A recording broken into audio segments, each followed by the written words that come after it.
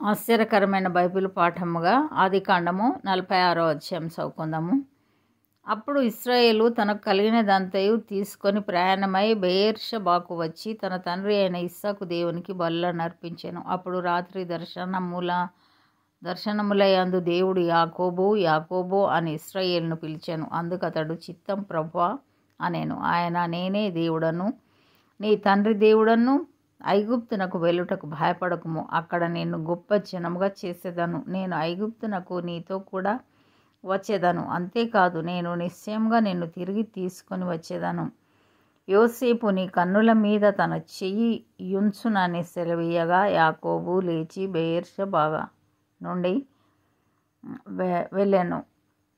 ఫరో అతనిని ఎక్కించి తీసుకొని వచ్చుటకు పంపిన బండ్ల మీద ఇశ్రాయేలు కుమారులు తమ తండ్రి అయిన యాకోబును తమ పిల్లలను తమ భార్యలను ఎక్కించిరి. వారు అనగా యాకోబును అతని యావత్తు సంతానమును తమ పశువులను తాము కనానులో సంపాదించిన సంపద యావత్తును తీసుకొని ఐగుప్తునకు వచ్చిరి. అతడు తన కుమారులను తన కుమారుల కుమారులను తన కుమార్తెలను తన కుమారుల కుమార్తెలను తన యావత్తు సంతానమును ఐగుప్తునకు తనతో కూడా తీసుకొని వచ్చెను. యాకోబును అతని కుమారులను ఐగుప్తునకు వచ్చిరి. ఇశ్రాయేలు కుమారుల పేర్లు ఇవే.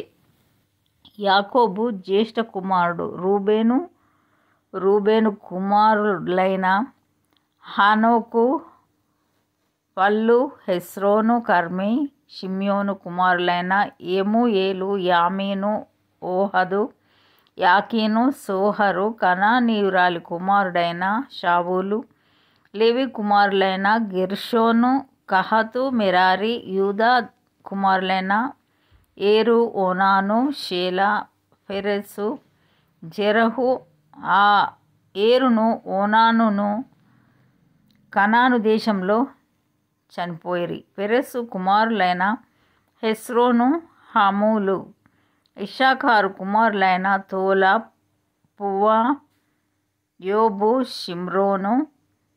జెబూలూను కుమారులైన సెరెదు, ఏలోను, యహలేలు. వీరు లేయా కుమారులు. ఆమె పద్దనరాములో యాకోబు వారిని అతని కుమార్తె అయిన దీనాను కనెను. అతని కుమారులను అతని కుమార్తెలను అందరును 33. గాదు కుమారులైన సిప్యోను, హగ్గీ, షూని, ఎస్బోను, ఏరి, Arodi, Areli. Ezbon, Eri, Arodi, అరేలి.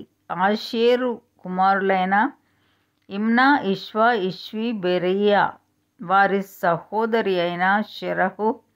ఆ బెరీయా కుమారులైన హెబెరు, మల్కీయేలు. లాబాను తన కుమార్తె అయిన లేయాకిచ్చిన జిల్పా కుమారులు వీరే. ఆమె ఈ 16 మందిని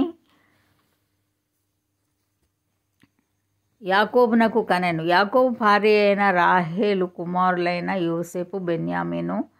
యోసేపునకు మనషే, ఎఫ్రాయిములు పుట్టిరి. వారిని ఐగుప్తు దేశమందు ఓనుకు యాజకుడగు పోతీఫెర కుమార్తె అయిన ఆసెనతు అతనికి కనెను.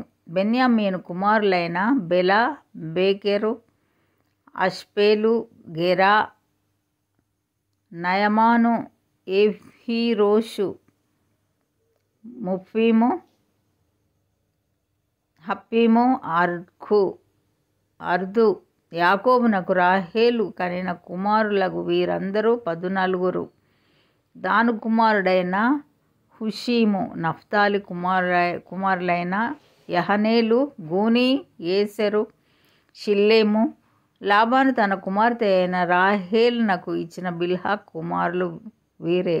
ఆమె వారిని యాకోబునకు కనెను. వారందరూ 7. యాకోబు కోడండ్రను వినాయించి అతని గర్భవాసమున పుట్టి యాకోబుతో ఐగుప్తునకు వచ్చిన వారందరూ 66.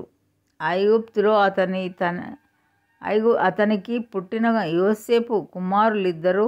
ఐగుప్తునకు వచ్చిన యాకోబు కుటుంబపు వారందరూ 70 మంది. అతడు గోషేనుకు త్రోవ చూపుటకు యోసేపు నొద్దకు తనకు ముందుగా యూదాను పంపెను. వారు గోషేను దేశమునకు రాగా యోసేపు తన రథమును సిద్ధం చేయించి తన తండ్రి అయిన ఇశ్రాయేలును ఎదుర్కొనుటకు గోషేనుకు వెళ్ళి అతనికి కనబడాను. అప్పుడు అతడు అతని మెడ మీద పడి అతని మెడ పట్టుకొని ఎంతో ఏడ్చెను. అప్పుడు ఇశ్రాయేలు యోసేపుతో, నీవింక బ్రతికి ఉన్నావు, నీ ముఖం చూచితిని గనుక నేనికను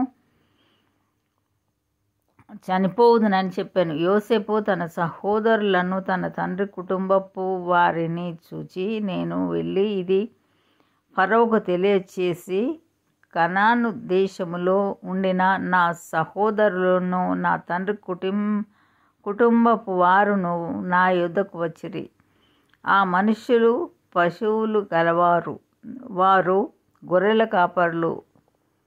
వారు తమ గొర్రెలను పశువులను తమకు కలిగినదంతయు తీసుకొని వచ్చిరని అతనితో చెప్పెదను.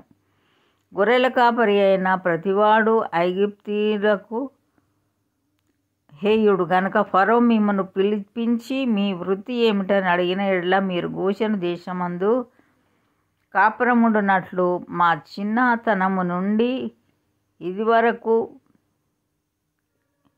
ఇదివరకు నీ దాసులమైన మేమును మా పూర్వీకులను పశువులు గల వారమై ఉన్నామని ఉత్తరమియ్యుడని చెప్పాను.